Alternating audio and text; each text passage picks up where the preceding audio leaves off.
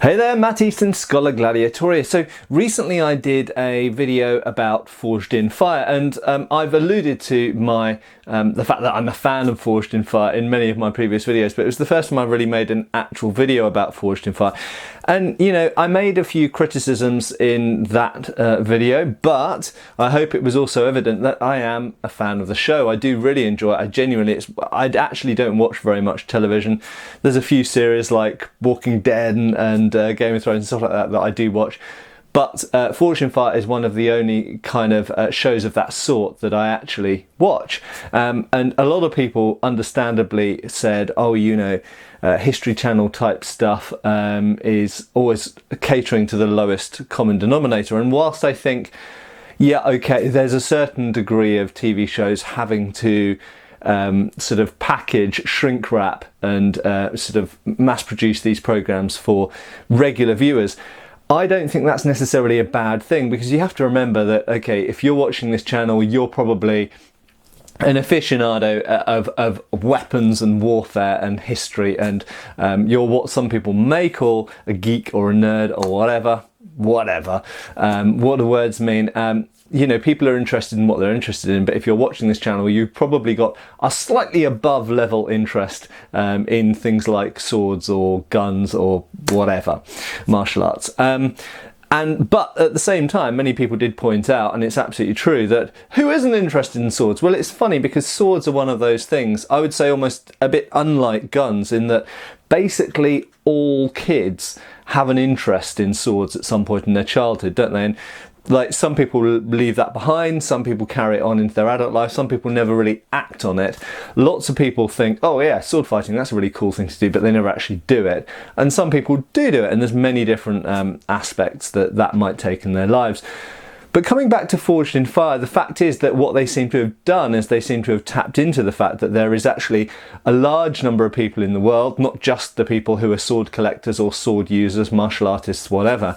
There are a larger number of people in the world who quite enjoy watching things being made, and indeed enjoy watching things being chopped up. And some people mentioned the cold steel videos. Well, that's something for another one of my videos. I won't go into that here, but very clearly there are people who like seeing stuff chopped into pieces with large weapons, who aren't necessarily going to go and buy a sword themselves or learn martial arts themselves, but nevertheless it's quite entertaining to watch. So Forged in Fire has tapped into a wider market, and I think that's actually a great thing. And whilst you have to sacrifice certain aspects of a program that you make, you know, it's not necessarily going to be a completely straight-laced, boring history documentary. For the likes of you and I, who are really, really into this stuff, what they managed to do is they managed to potentially pull in more people into the interest, whether it's into knife making or sword making or martial arts, fencing, whatever.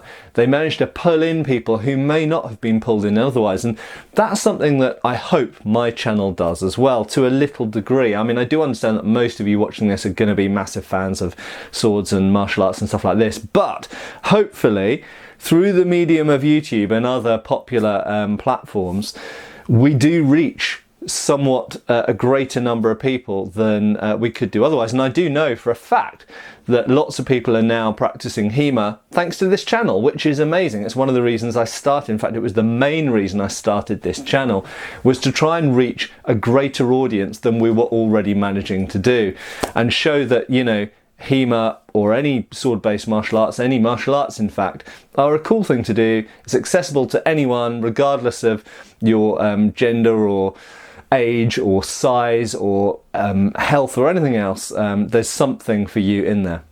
Now, coming back to Forged in Fire, I was thinking about what are 3 things that would make Forged in Fire better. Well, I did come up with 3 things, some more narrow, some more broad, but I think that these 3 things would make Forged in Fire better, whilst at the same time still maintaining the mass appeal and the broad audience base that it already has. So the number one thing of the three things which I think would make Forged in Fire a better TV program, not just for the geeks like you and me, but for everybody, is to have guest experts. So currently they have essentially 4 people on the show. Sometimes they change who one of those people is for various reasons, health reasons or whatever. But generally speaking, there's 4 people on the panel, as it were. One, Will Willis, is just really a presenter. He's not, in theory, part of the judging panel, although you see that he does have an influence on the judging panel sometimes. So there's essentially 3 judges. Now, those 3 judges are supposed to judge the manufacture of the implements, also the sort of strength and integrity, the end product, so both artistic and, shall we say, mechanical quality of the product, and at least 2 of those people, no, in fact all of them at different points, test those products as well. So that's actually quite a big ask of 3 experts. They're judging the manufacture, the end product, and then actually having to use the implements, put them through tests. And I think that the show would actually be more interesting and more informative and more fair to the makers, actually, if they had guest experts. This isn't me angling for a job, incidentally. I think the guest experts should be a range of people, and I think that, you know, if they make a medieval German style longsword, they should have a medieval German longsword expert come in to talk about the object and test it. Okay, so in other words, they would have a greater resource of people to draw in, and those people would offer quite a lot because they would offer specialized knowledge and specialized skills, and so they could demonstrate those, which would be more interesting, bring more information to the show, and it would be fairer on the people actually making objects that are supposed to be a specific thing, whether it's a Morro Chris or an Italian rapier. If you had a guest expert who was an expert on that thing, then it would be a better judgment on the product that they have created.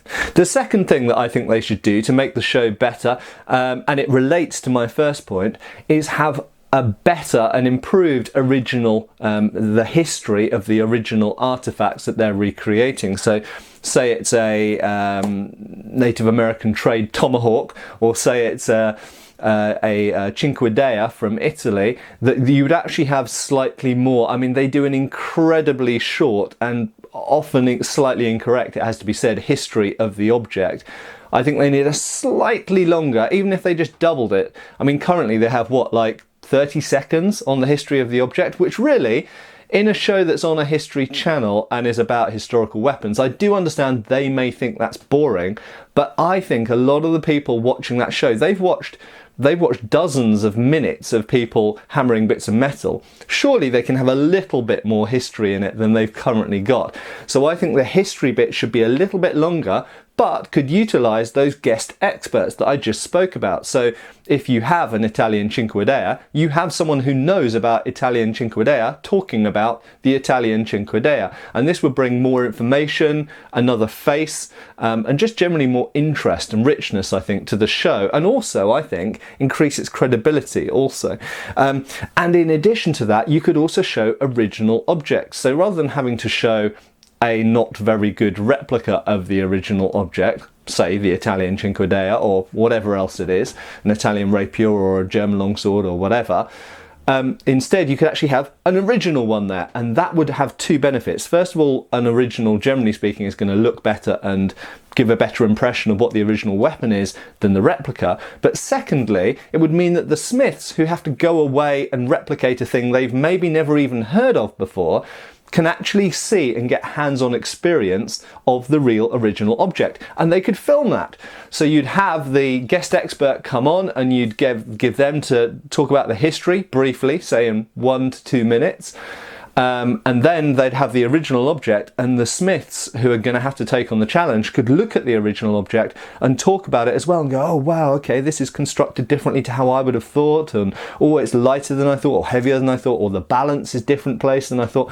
It would be interesting and would give a lot more information to the viewer. And my third and final improvement for Forged in Fire would be to improve the tests. So in my previous video, which again linked below, I talked about the fact that testing something once, for example, chopping through a pig's carcass with one cut, with one sword, is not fair or scientific. I mean, let's talk about those two things separately. It's not a scientific way of testing anything, okay? If you're going to test an object, say, how well does this cut through a pig?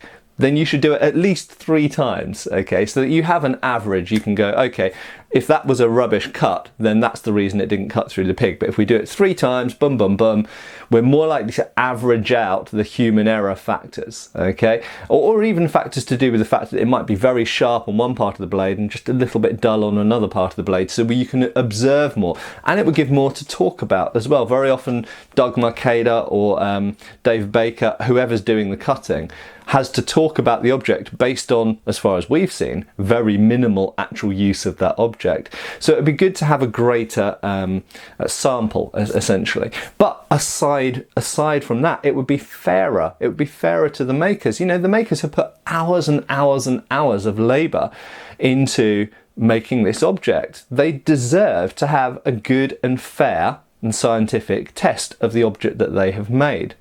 Okay, but also, I think that they should test things slightly differently. So for a start, let's just stop shooting swords with guns, okay? We all realise that a lead bullet, no matter how fast it's travelling, well, certainly out of a firearm, is not going to break a sword, okay? It's going to split. Because if you have a fast-moving little piece of lead hitting a sharp steel edge, it's gonna split, okay? We know that. Let's just assume we all know that now. We've seen it enough times.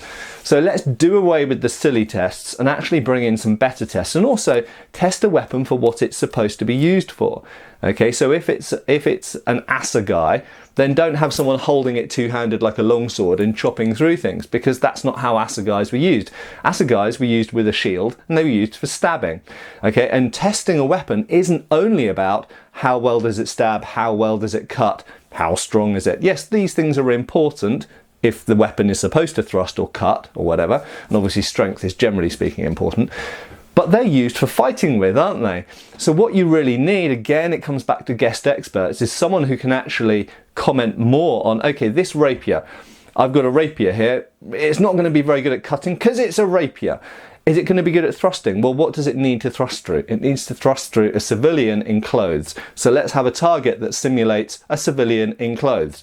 Not necessarily a naked dead pig, not necessarily a tatami mat. Why not have something that simulates like a ballistic gel body in clothes? How well does it go through the clothes? Yes, it goes through really well. Good. Okay, so it can do its job. It can stab people. It will kill. Okay, so if it does that, what other things might we need from a rapier? Well, we might need nimbleness. So let's test the nimbleness. So what you could do is devise a test where you have to, for example, lights come on and you have to tap the lights.